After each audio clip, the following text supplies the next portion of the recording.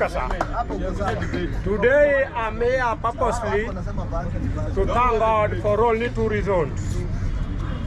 Number one, I want to thank God for bringing to us this mongrel called the Gen Z that acted as an agent of paradigm shift in this country. That brought to an end the era of shareholding. That made us to understand that Raila Muganga is mightier than the God that is being worshipped by the Mount Kenya people. That I want to thank God for making it necessary for President Ruto to recognize Raila Amolo Odinga and respect him. And in fact, through that, we are able today to experience a stable country.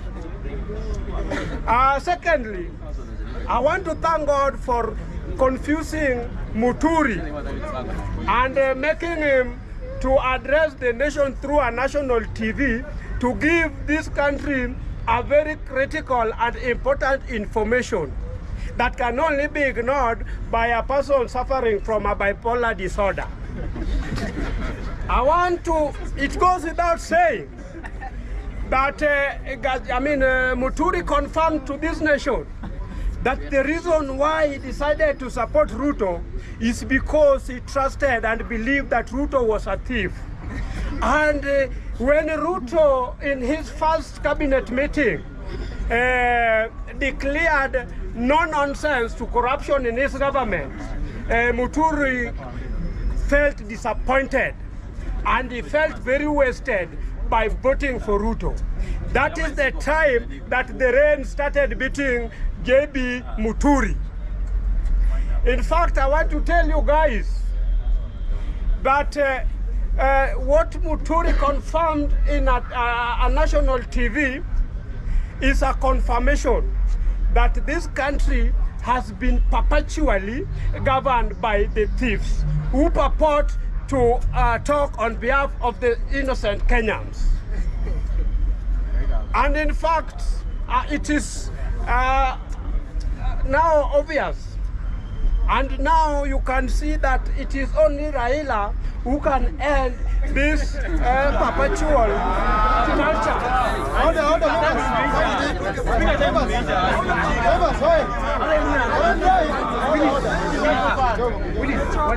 Can you try?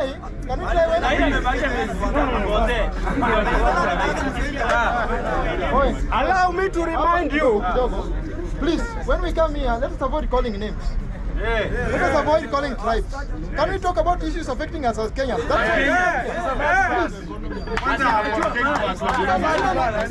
Order. Tafadhali.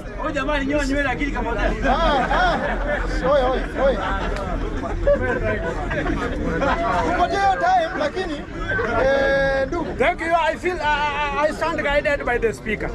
Now I apologize for maybe if I happen to step on anybody's toe.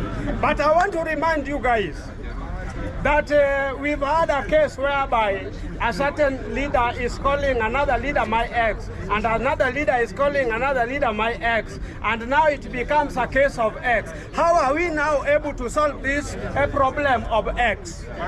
Here is the solution, my friend. This is now the solution.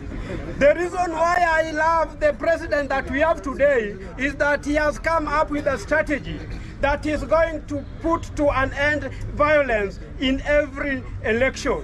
How has he done it?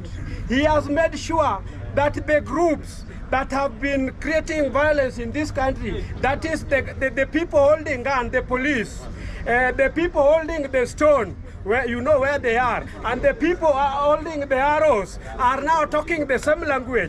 And now after 2027 election, we will never experience anything called violence in this country. Is that not a good work of our president?